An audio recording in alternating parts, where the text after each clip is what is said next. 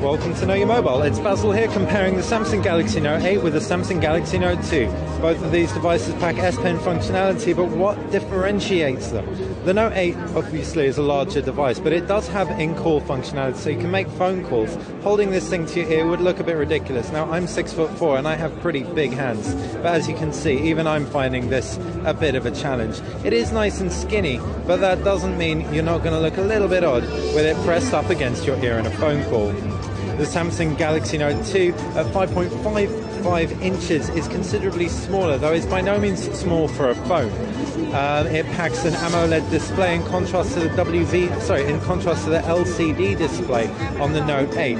The designs are very, very similar. They clearly speak the same language. However, there's a lot more bezeling going on the Note 8.0. Flipping them round and you've got a very similar backing as well, though there's an 8 megapixel camera on the Note 2 and a 5 megapixel rear-facing camera on the Note 8. The S Pens are both located underneath the back on the bottom left-hand side. The S Pen for the Note 8 is outside of it though. So now moving on to the actual displays, and we have that screen technology difference. AMOLEDs historically produce deeper blacks and more vibrant colors, whereas LCDs purer whites. They both look pretty striking off the bat. However, we do notice that the Galaxy Note 8 looks brighter without a shadow of a doubt.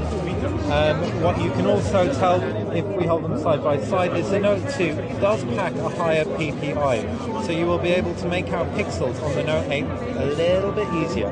PPI, by the way, is pixels per inch.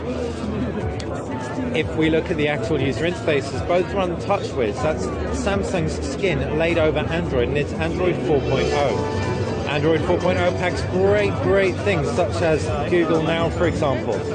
Not to mention all the fantastic ice cream sandwich integration that we loved, such as swiping things out of the way and the new multitasking system. TouchWiz supplements this with a whole host of enhancements, including if you put a phone to your ear while in a contact, for example, it'll ring straight through to them. It's very heavy. It's like going to slow down the experience slightly after a while when compared to stock Android. But with a 1.6 gigahertz quad-core processor in there, we don't think it'll take too much away from the experience altogether. As far as the cameras go, as we said, there's a 5 megapixel rear-facing camera, but it's a front-facing 1.3 megapixel camera on both. In terms of the processors, both have 2 gigabytes of RAM to complement those 1.6 gigahertz quad-core Exynos 4s, and there is a 3300 milliamp battery in the Note 2, whereas there's a 4600 milliamp battery in the Samsung Galaxy Note 8. All in all, we're tentatively impressed by the Note 8. It looks good. It's a slim, skinny device. Is there a place for it in the market, especially considering it makes phone calls and it's therefore going to be quite a bit more expensive than most phones out there? We're not so sure, but we'll have to watch this space. Samsung haven't announced a UK release or pricing for it just yet. I've been Basil, this has been a Samsung Galaxy Note 2, and that's been a Samsung Galaxy Note 8. If you want a phone, it's the Note 2 all the way. Despite being announced a while ago, it's still an absolute beast.